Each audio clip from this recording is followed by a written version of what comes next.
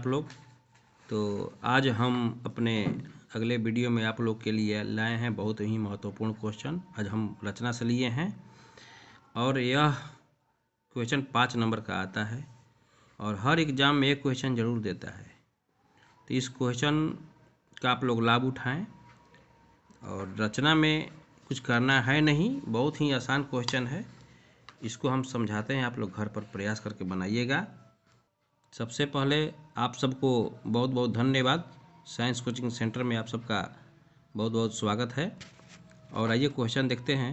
त्रिभुज ABC की रचना करें जिसमें AB बराबर 4 cm, BC बराबर 5 सेंटीमीटर और AC बराबर 6 सेंटीमीटर। आप त्रिभुज ABC के समरूप त्रिभुज बनाए जिसकी भुजा ABC की संगत भुजा का 2/3 गुनी है। सबसे पहले इसमें हम BC बराबर 5 सेंटीमीटर आधार खींचेंगे।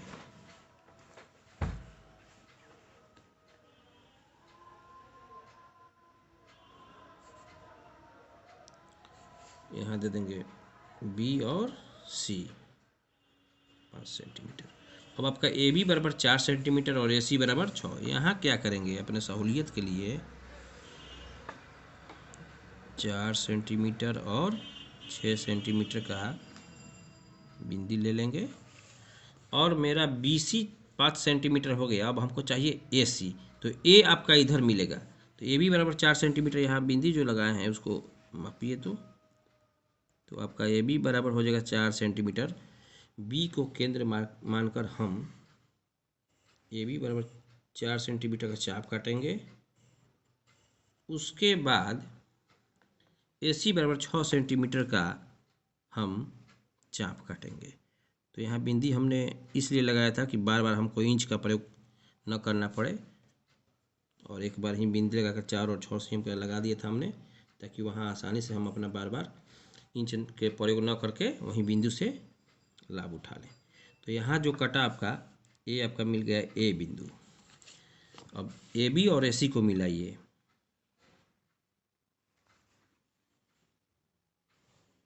AB तथा AC को मिलाया। मिलाने के बाद इस प्रकार त्रिभुज ABC की रचना हुई। यहाँ AB बराबर 4 सेंटीमीटर, AC बराबर 6 सेंटीमीटर दर्शा दीजिए। अब इसके बाद हम लोग को एक समरूप त्रिभुज की रचना करना है। तो क्या करेंगे, BC आधार जो है इसके नीचे हम एक नवीन कोण लेंगे जिसका नाम रहेगा कोण CBX। अब आप BX पर यहाँ है 2/3 गुनी, 2/3 गुनी अर्थात यहाँ 2/3 3 भाग है। यहाँ BX पर 3 बराबर भाग काटेंगे।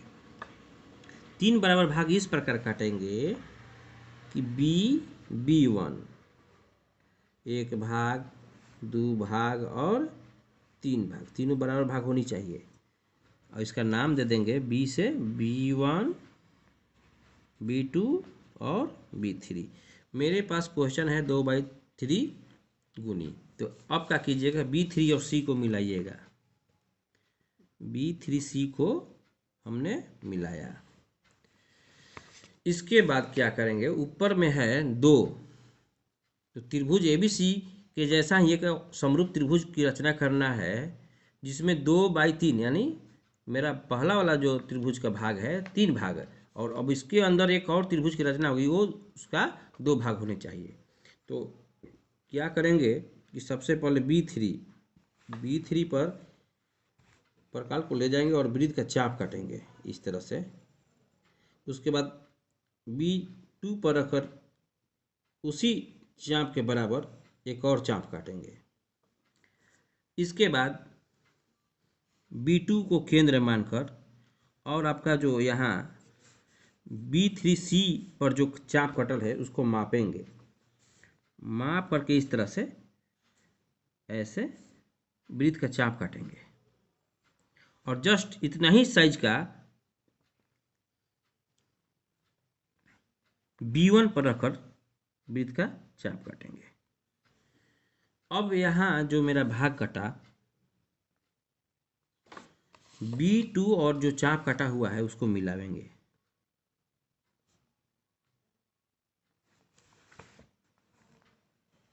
मिलाने के बाद हमारा यहाँ डी प्राप्त होता है। इस तरह B3C समानांतर B2D प्राप्त हुआ। अब क्या करेंगे, C को केंद्र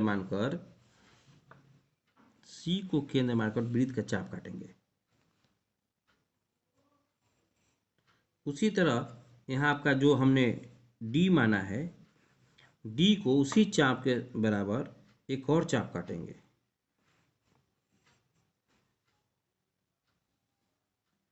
अब क्या करेंगे कि यहाँ जो चाप काटे और AC पर जो चाप कटल है, उस दोनों चाप को मापेंगे और जस्ट उसी के बराबर जो मेरा दूसरा वाला चाप है उसको काटेंगे और D बिंदु और जो चाप मेरा कटा हुआ है उसको मिलाएंगे।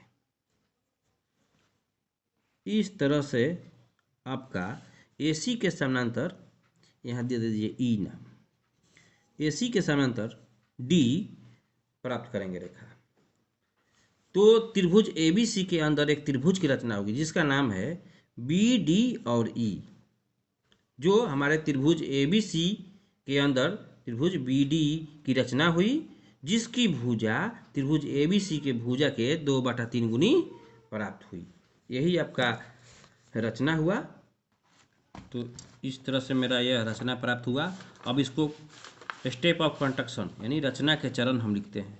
सबसे पहले हमने क्या किया था, BC बराबर 5 cm का आधार खींचा था।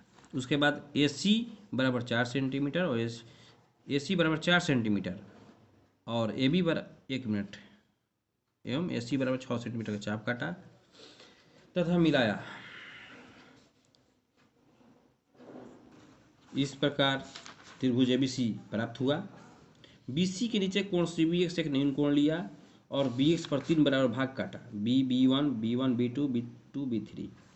B3C को मिलाया तथा B3C और समानांतर B2D तथा उसके बाद हमने क्या किया, AC के समानांतर D खींचा। इस प्रकार त्रिभुज BDE की रचना हुई, जिसकी भुजा त्रिभुज ABC की